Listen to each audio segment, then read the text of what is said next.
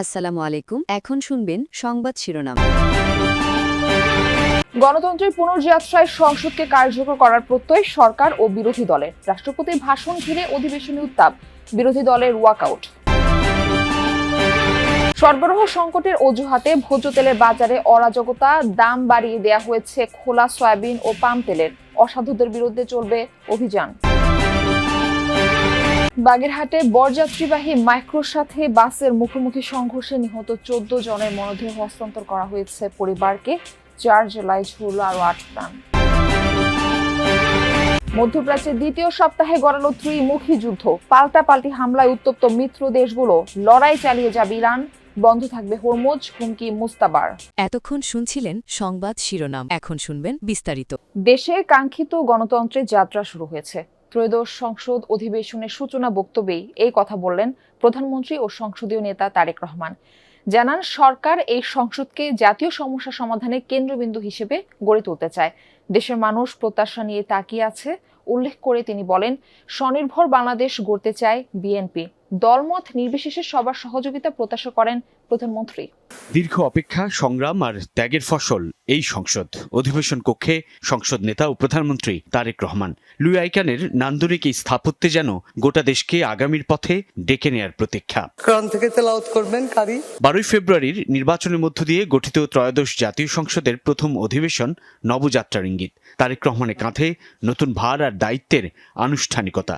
নিজের বয়স সমান রাজনৈতিক অভিজ্ঞতা থাকলেও প্রথমবারের মতো সংসদ সদস্য এবং প্রধানমন্ত্রীও বটে তিনি, তাও এক কঠিন পরিবর্তিত পরিস্থিতিতে। সংসদ নেতা প্রধানমন্ত্রী তারেক রহমানের সূচনা বক্তব্যের মধ্য দিয়েই আনুষ্ঠানিক যাত্রা করল অধিবেশন। ত্রয়োদশ জাতীয় সংসদের এই যাত্রা লগ্নে দেশের স্বাধীনতা প্রিয় গণতান্ত্রিক বীর ছাত্র জনতাকে জানাই অভিনন্দন। বক্তব্যে তারেক রহমান স্মরণ করলেন 1971 থেকে শুরু করে 24-এর অভ্যুত্থান পর্যন্ত আন্দোলন সংগ্রামের শহীদদের। প্রহসনের রূপ দিয়ে জাতীয় সংসদকে হাস্যরসের খোরাকে পরিণত করা হয়েছিল। দেশে তাবিদারি শাসন শোষণ কায়েম করা হয়েছিল। দেশে আজ থেকে আবারও সেই কাঙ্ক্ষিত সংসদীয় গণতন্ত্রের যাত্রা শুরু হলো, আলহামদুলিল্লাহ। দেশের প্রতিটি নাগরিককে স্বনির্ভর করতে বিএনপি কাজ করবে বলেও জানান প্রধানমন্ত্রী। জাতীয় সংসদে দলের প্রতিনিধিত্ব করলেও প্রধানমন্ত্রী হিসাবে আমি এই জাতীয় সংসদে দেশের প্রতিনিধিত্ব করছি।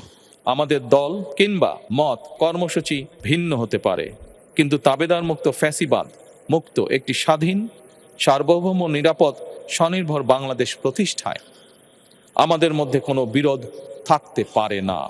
বিরোধ নেই। নতুন স্পিকার ও ডেপুটি স্পিকারের দায়িত্ব গ্রহণের পর তাদের শুভেচ্ছা জানিয়ে দেয়া বক্তব্যে প্রধানমন্ত্রী বলেন, এই সংসদ বাংলাদেশের জনগণের সংসদ। গত 1.5 দশকের বেশি সময় ধরে সকল গণতান্ত্রিক রাজনৈতিক অধিকার কেড়ে নিয়ে জনগণকে দুর্বল জনগোষ্ঠীতে পরিণত করা হয়েছিল।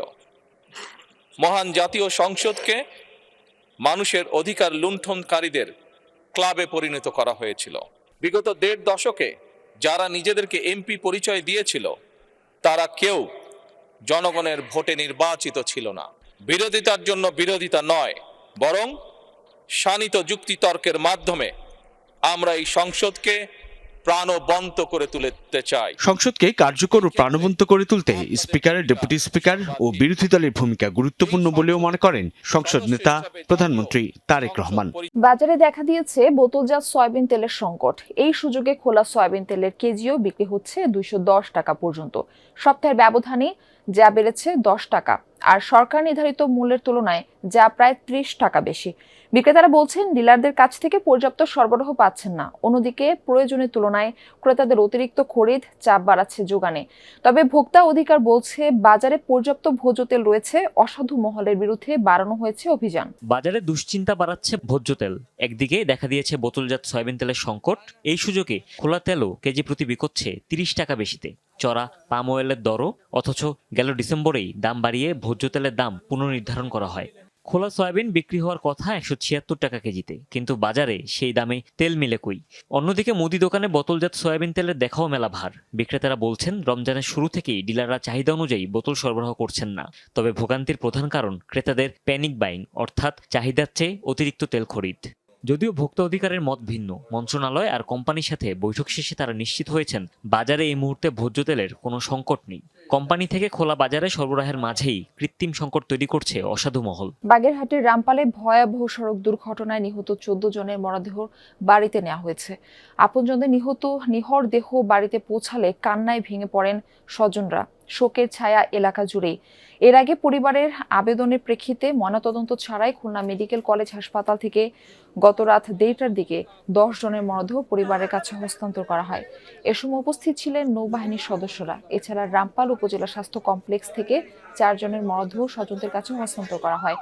বৃহস্পতিবার বিকেলে বাগেরহাটের রামপালের বাবুবাড়ি এলাকায় বাসের সাথে সংঘর্ষ হয় বরযাত্রীবাহী মাইক্রোবাসের। বরকনে সহ নিহত হন পরিবারের 14 জন। খুলনা মেডিকেলে চিকিৎসাধীন একজনের অবস্থাও গুরুতর। সাপ্তাহিক ছুটির আগের দিন সড়ক দুর্ঘটনায় 4 জেলায় প্রাণ গেছে 8 জনের। বৃহস্পতিবার যশোর, মানিকগঞ্জ, মাদারীপুর এবং সিরাজগঞ্জে এসব দুর্ঘটনা ঘটে। যশোরের বাঘারপাড়ায় ঢাকা মাগুরা মহাসড়কে দ্রুতগামী পরিবহনের সঙ্গে ইঞ্জিন চালিত ভ্যানের মুখোমুখি সংঘর্ষে 2 জন নিহত এবং 1 জন গুরুতর আহত হয়েছে। উপজেলার ভাটার আমতলা এলাকায় এই মর্মান্তিক দুর্ঘটনা ঘটে। এছাড়া মানিকগঞ্জের শিবালয়ের বরঙ্গাইল এলাকায় একটি বাস আর একটি ট্রাককে ওভারটেক করতে গিয়ে মোটরসাইকেলকে চাপা দেয়। এতে ঘটনাস্থলে স্বামী মোনায়েম খান ও হাসপাতালে নেওয়ার পর স্ত্রী জ্যোৎস্না আক্তারের মৃত্যু হয়। এদিকে মাদারীপুরে ট্রাকের সঙ্গে মোটরসাইকেলের মুখোমুখি সংঘর্ষে 2 মোটরসাইকেল আরোহী নিহত হয়েছে। সদর উপজেলার মাদারীপুর সদর শিবচর আঞ্চলিক সড়কে এই দুর্ঘটনা ঘটে। এছাড়া সিরাজগঞ্জের উল্লাপাড়ায় ট্রেনের ধাক্কায় 2 যুবকের মৃত্যু হয়েছে। মধ্যপ্রাচ্যে ইসরায়েল ও মার্কিন মিত্রদের লক্ষ্য করে হামলা অব্যাহত রেখেছে ইরান। বৃহস্পতিবার অপারেশন ট্রু প্রমিস 4 এর আওতায় 43 দফায় ক্ষেপণাস্ত্র হামলা চালায় রেভলিউশনারি গার্ড IRGC। টার্গেট করা হয় ইসরায়েলি রাজধানী সহ বেশ কিছু শহর। মধ্য ইসরায়েলে আঘাত হানে একটি ইরানি ক্ষেপণাস্ত্র। আংশিক ক্ষতিগ্রস্ত হয় কয়েকটি আবাসিক স্থাপনা, তবে কোনো প্রাণহানি ঘটেনি। এদিন বাহরাইনের সবচেয়ে বড় হামলা চালায় IRGC। ক্ষেপণাস্ত্র ড্রোন দিয়ে টার্গেট করা হয় যুক্তরাষ্ট্রের 5ম নৌবহর। এছাড়া সৌদি আরবে 38টি ড্রোন ভূপাতিত করা হয়। ইরাকে যৌথ ঘাঁটিতে চালানো হামলায় এক ফরাসি সেনা নিহত সহ আহত হন 6 জন। সংযুক্ত আরব আমিরাতে ধ্বংস করা হয় 10টি ব্যালিস্টিক মিসাইল ও 26টি ড্রোন। কাতারে 2 ব্যালিস্টিক, একটি ক্রুজ মিসাইল সহ বেশ কয়েকটি ড্রোন ও প্রতিহত করা হয়। এছাড়াও হামলা চালানো হয় কুয়েতেও। ইরানের সর্বোচ্চ নেতা নির্বাচিত হওয়ার পর প্রথমবার বিবৃতি দিলেন আয়াতুল্লাহ মুজতাবা খামেনি। বৃহস্পতিবার রাষ্ট্রীয় টেলিভিশনে সম্প্রচারিত হয় তার বক্তব্য।